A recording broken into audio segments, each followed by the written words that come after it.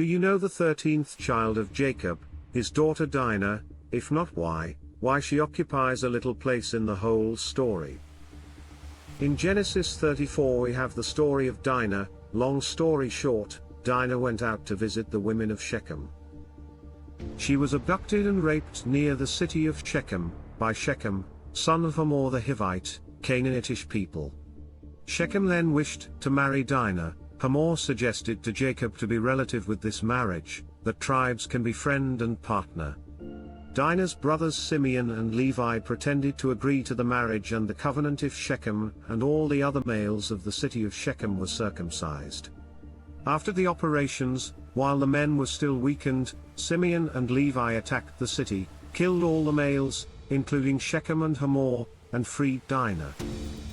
In Jewish tradition, pure seed, pure blood, is from the woman. Dinah must be the most important bloodline for Jacob.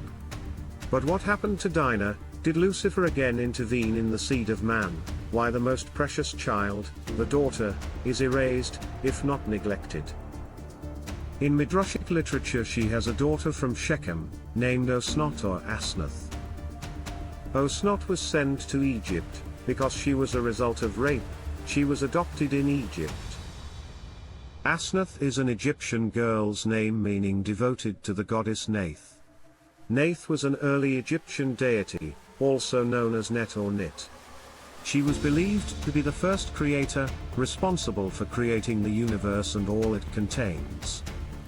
The story is saying the Holy Grail is Asenath, Osnat. When Joseph went down to Egypt, he took Asenath as a wife. Genesis 41:45. And he gave him Asenath, daughter of Potiphar the priest of On, to be his wife. Pharaoh gave Joseph the name Zaphnath-Paneah, and he gave him Asenath, daughter of Potiphar, priest of On, as his wife, and Joseph gained authority over the land of Egypt. When Potiphar's wife Zuleika tried to seduce Joseph, it was Asenath who stood up for Joseph. Potiphar, upon first learning of the sordid affair, was initially determined to execute Joseph. However, Asenath intervened and secretly testified to Potiphar, swearing to him as to the truth of Joseph's innocence. Jacob sent Asenath away to Egypt because she wasn't exactly legitimate, even though he acknowledges she is Jewish, obviously since her mother is Dinah. When her brothers killed everyone, her brother Simeon promised to find a husband for Dinah, but she did not wish to leave Shechem, fearing that, after her disgrace, no one would take her to wife. However, she was later married to Job. When she died, Simeon buried her in the land of Canaan. She is therefore referred to as the Canaanitish woman at Genesis 46 verse 10. So the story is implying that her blood is not pure anymore. Why would they put her into the land of their enemies?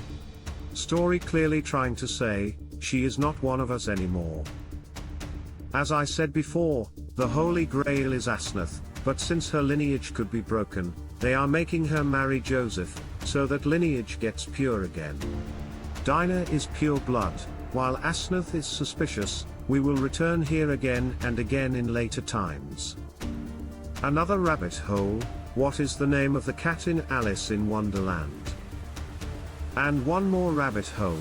Alice was concerned about the safety of Dinah, her cat. The story never ends. Sad for Dinah. Do you remember Princess Diana, Princess of Wales? She also was mixing her royal blood, and died in an accident. One Midrash states that Dinah was conceived as a male in Leah's womb but miraculously changed to a female. What this is saying is, this is the reversal of the story of how they try to convert 13th female in story into male also. In the story of Jesus' 13th disciple Maria Magdalena, 13th female zodiac Ophiuchus converted into male while originally female. We'll explain in another video.